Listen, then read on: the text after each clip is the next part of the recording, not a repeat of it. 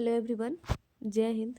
आज है 30 जनवरी 2024 और 30 जनवरी से बनने वाले जितने भी करंट अफेयर के इंपॉर्टेंट क्वेश्चन होंगे उन्हें हम इस वीडियो में डिस्कस करेंगे। साथ ही वन लाइनर फॉर्मेट में जो है ना लास्ट में स्टैटिक रिवीजन करेंगे, ठीक है। और लास्ट में मैं आपसे क्वेश्चन पूछूंगी, उसका आंसर आप कॉमेंट में देंगे, ठीक है। तो चलिए स्टार्ट करते हैं। सबसे पहले रिविज़न करेंगे प्रीवियस डे का। अभ्यास डेजर्ट नाइट किसके द्वारा संचालित किया गया है? ये भारतीय वायुसेना के द्वारा संचालित किया गया है। हाल ही में किसे उत्तर प्रदेश गौरव सम्मान मिला है?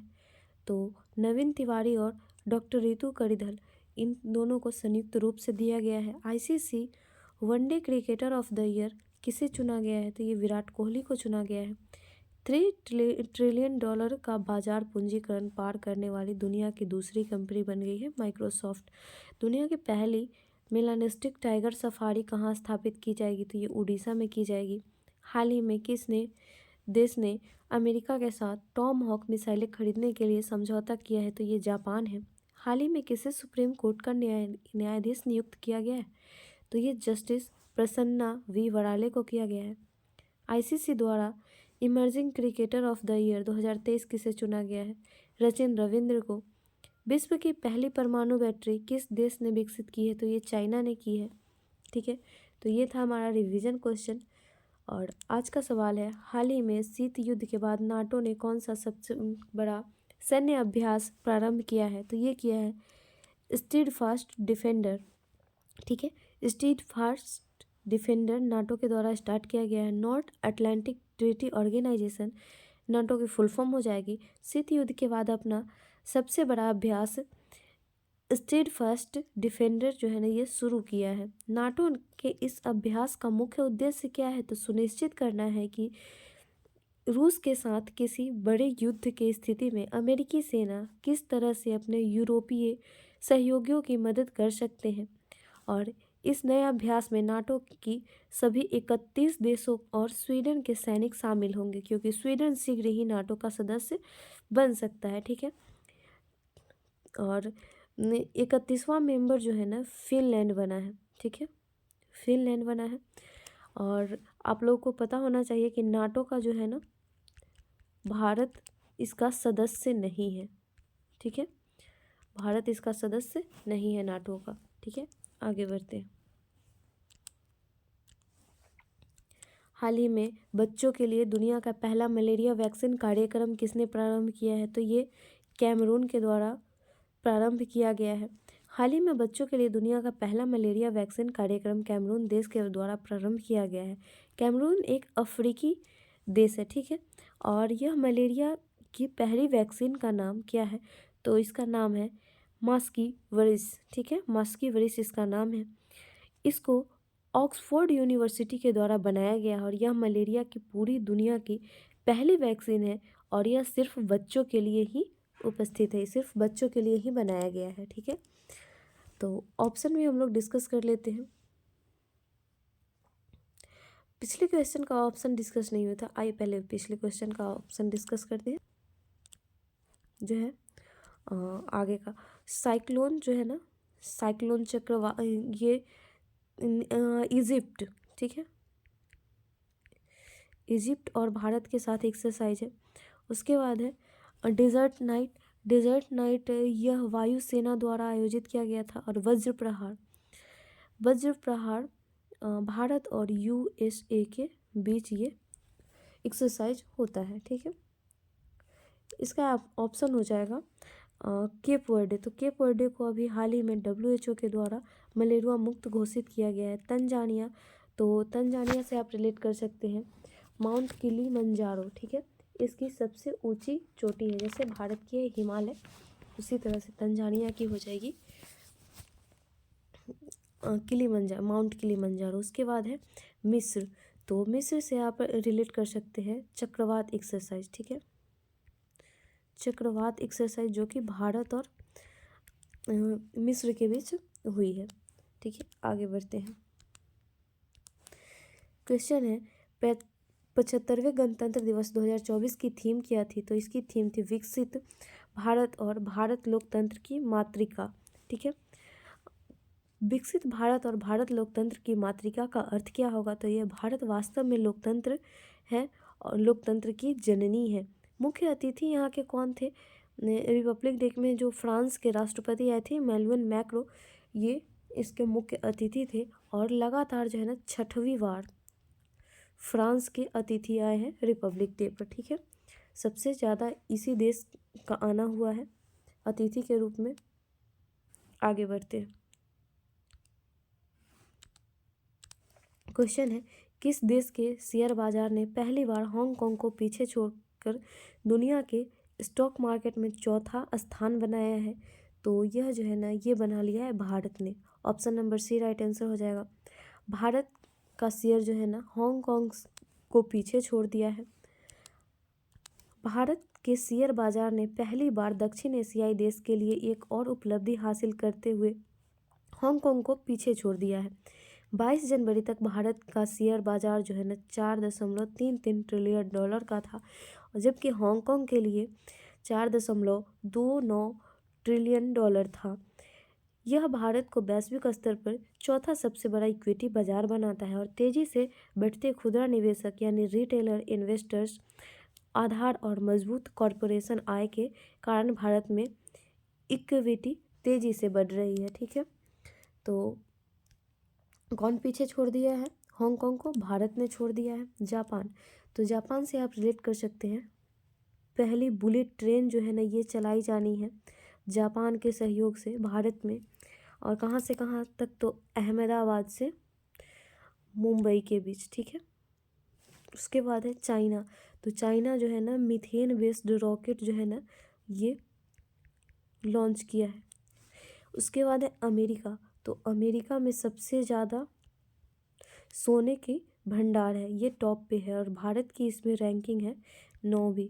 ठीक है, भारत की इसमें 9वीं रैंकिंग है। आगे बढ़ते हैं।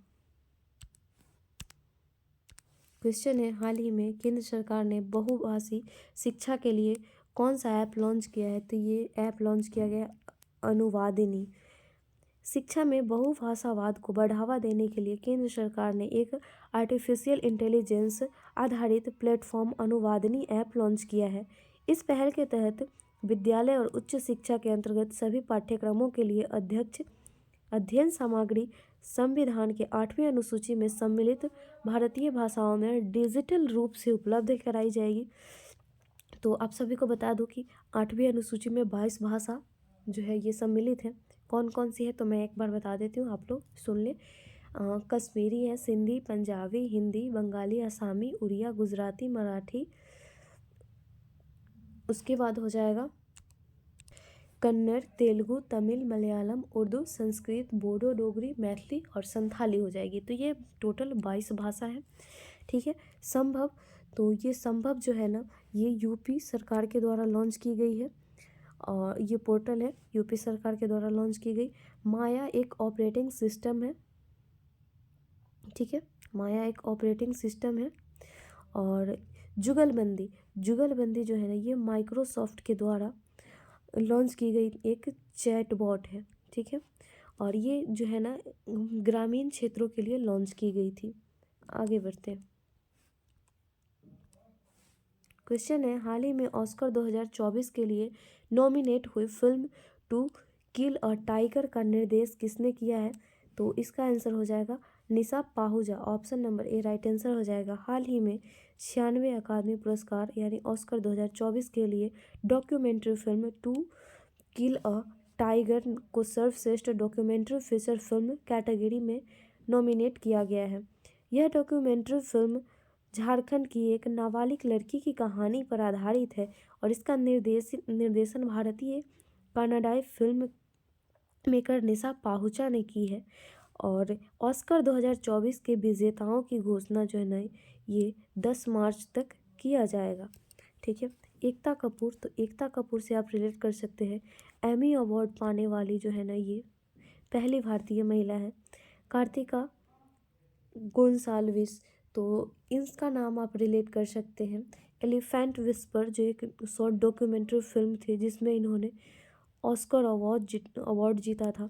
उसके बाद एस एस राजामौली, तो आरआरआर जो है ना आरआरआर इसके लिए golden globe award S Rajamouli को मिला था। ये एस राजामौली जो है ना RR के निर्देशक है। ठीक है, नेक्स्ट क्वेश्चन की तरफ बढ़ते हैं। क्वेश्चन है, हाल ही में अयोध्या में बनने वाली मस्जिद का नाम बदलकर क्या रखा गया है? तो यह जो है ना ये रखा गया है Masjid Mohammad bin Abdullah. Option number C right answer हो जाएगा। मस्जिद का निर्माण अपनी पुरानी जगह से 25 किलोमीटर दूर होगा, जो कि धन्नीपुर गांव है।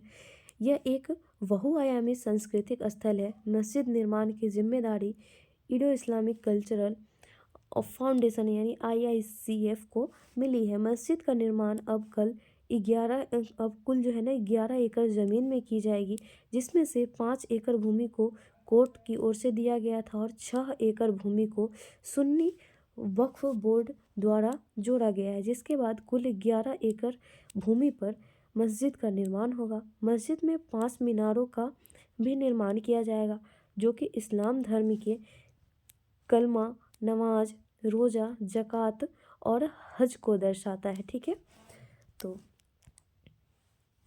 चलिए ऑप्शन डिस्कस कर लेते हैं।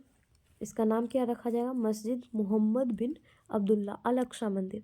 तो अल अक्सा मंदिर आप ये रिलेट कर सकते हैं, ये यरूशलेम में है। ठीक है, यरूशलेम में है और यह जो है ना मक्का मदीना के बाद दूसरा सबसे पवित्र स्थल है मुस्लिम समुदाय का। मक्का मदीना सऊदी अरब में है। ठीक है, और ये जो है ना मुस्लिम समुदाय का पवित्र स्थल है, सबसे पवित्र स्थल है। ज्ञानवापी, तो ज्ञानवापी यूपी में है। ठीक है, यूपी के मथुरा में है। ठीक है, आगे बढ़ते हैं, ये आजकल न्यूज़ में है। क्वेश्चन है, हाल ही में किस देश की सरकार ने 22 जनवरी को अयोध्या राम दिवस घोषित की है? तो ये कनाडा की सरकार ने घोषित की है। ऑप्शन नंबर यहाँ पर बी राइट आंसर हो जाएगा। राजधानी कनाडा की क्या है? तो कनाडा की राजधानी हो जाएगी ओटावा। मुद्रा इसकी हो जाएगी कैनेडियन डॉलर। प्रधानमंत्री Justin Trudeau. Canada current affair अगर देखें तो भारत ने कनाडा के साथ वीज़ा सेवाएं फिर से शुरू कर दी है। कनाडा ने इटली को दो रन से हराकर विले जीन किंग कप का खिताब जीत लिया है। कनाडा की डेनियल मैकगाहे अंतर्राष्ट्रीय क्रिकेटर खेलने वाली पहली ट्रांसजेंडर बनी है। कनाडा ने वैश्विक पर्यावरण सुविधा की 7वीं असेंबली की मेज़बानी की है। ठीक है, तो आगे बढ़ते हैं। ऑप्शन में है साउथ अफ्रीका। साउथ अफ्रीका से रिलेट किया जा सकता है, ये ब्रिक्स समिट 2023 का आयोजन किया था। ठीक है, ब्रिक्स 2023 का आयोजन किया था जापान। तो जापान से आप रिलेट कर सकते हैं, चांद पर पहुंचने वाला ये चौथा देश बना है। और उसके बाद है रूस। तो 2024 का ब्रिक्स समिट जो है रूस के कजान शहर में आयोजित किया जाएगा। ठीक है, आगे बढ़ते हैं। हाल ही में किस देश में पहला अल्कोहल स्टोर खोला जाएगा? तो यह खोला जाएगा सऊदी अरब में। Option number A right answer हो जाएगा। सऊदी अरब में पहला अल्कोहल स्टोर खोला जाएगा। और सऊदी अरब की राजधानी रियाद में पहला अल्कोहल स्टोर खोला जाएगा। यह स्टोर गैर मुस्लिम राजनयिकों को विशेष रूप से सर्विस देना है और इसके लिए ग्राहकों को एक मोबाइल ऐप के जरिए रजिस्ट्रेशन करना होगा। शराब खरीदने के लिए और विदेश मंत्रालय से क्लियरेंस कोड प्राप्त करना होगा। ग्राहक से सीमित मात्रा में शराब खरीद पाएंगे। सऊदी अरब जिसकी राजधानी हो जाएगी रियाद, राजा यहाँ के हैं मोहम्मद बिन सलमान। मुद्रा हो जाएगी सऊदी रियाल। ठीक है, ऑप्शन डिस्कस करें। किर्गिस्तान, तो किर्गिस्तान ने जो है ना ये स्नो लियोपर्ड, ठीक है, इसको जो है ना हाल ही में राष्ट्रीय प्रतीक बनाया है। जापान, तो जापान से आप एक्सरसाइज रिलेट कर सकते हैं, धर्म गार्जियन, वीर गार्जियन, सिनियो मैत्री। ठीक है, उसके बाद श्रीलंका में अभी हाल ही में SBI के नए ब्रांच को ओपन किया गया, जिसका उद्घाटन जो है ना निर्मला सीतारमण के द्वारा किया गया। और उसके बाद आप यहाँ से मित्र शक्ति अभ्यास जो है ना रिलेट कर सकते हैं। ठीक है, आगे बढ़ते हैं। क्वेश्चन है, सुलभ इंटरनेशनल के संस्थापक पद्म विभूषण जिन्हें मरणोपरांत पुरस्कार से सम्मानित किया जाएगा, इनका नाम क्या है? तो इनका नाम हो जाएगा Bindeshwar Pathak. Option number D right answer हो जाएगा। सुलभ इंटरनेशनल के संस्थापक और सामाजिक कार्यकर्ता बिंदेश्वर पाठक को पद्म विभूषण पुरस्कार से सम्मानित किया जाएगा। ठीक है, तो ऑप्शन डिस्कस कर लेते हैं। पहले ऑप्शन में है एम.एस. स्वामीनाथन। एम.एस. स्वामीनाथन को जो है ना हरित क्रांति के जनक माना जाता है। ठीक है, भारत में हरित क्रांति के जनक किनको माना जाता है? तो ये एम.एस. स्वामीनाथन को माना जाता है। राकेश झुनझुनवाला, तो राकेश झुनझुनवाला जो है ना शेयर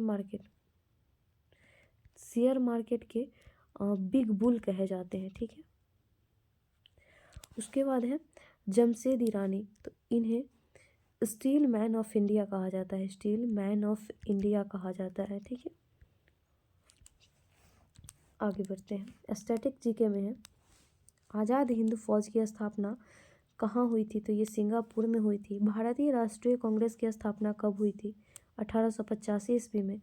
खुदाई खिदमतगार की स्थापना किसने की? अब्दुल गफ्फार खान ने की थी। मेगास्थनीज किसका राजदूत था? सेल्यूकस का। घाना पक्षी अभ्यारण्य किस राज्य में है? तो ये राजस्थान में है। कौन सीमांत गांधी के नाम से जाने जाते हैं? खान अब्दुल गफ्फार खान। और मानवाधिकार दिवस कब मनाया जाता है? तो ये 10 दिसंबर को मनाया जाता है। सोमनाथ मंदिर को किस मुसलमान आक्रमणकारी ने ध्वंस किया था? तो ये महमूद गजनवी ने किया था। भांखड़ा नंगल बांध किस राज्य में है? पंजाब में। हरिजन शब्द किसने दिया था? तो ये महात्मा गांधी के द्वारा दिया गया था। ठीक है, कल आपसे पूछा गया था क्वेश्चन, भारत में सेमीकंडक्टर नीति लागू करने वाला चौथा राज्य कौन बना है? तो ये बन गया है उत्तर प्रदेश। ठीक है, आज का सवाल है आप सभी के लिए, हाल ही में प्रधानमंत्री नरेंद्र मोदी जी ने किस राज्य में खेलो इंडिया यूथ गेम्स का 2023 का उद्घाटन किया? इसका आंसर आप कमेंट में देंगे। मिलेंगे नेक्स्ट वीडियो में। Thank you so much.